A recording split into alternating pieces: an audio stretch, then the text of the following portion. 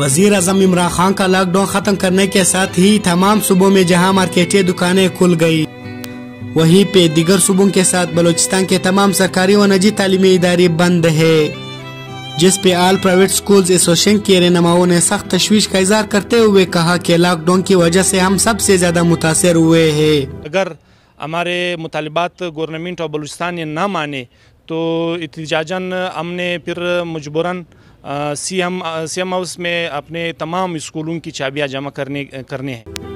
उन्होंने मजीद कहा कि लॉकडाउन की वजह से सूबा भर में हजारों असतिज़ा बेरोजगार होने के साथ लाखों तलबा व तलबात का मुस्तकबिल भी दाव पे लगा हुआ है।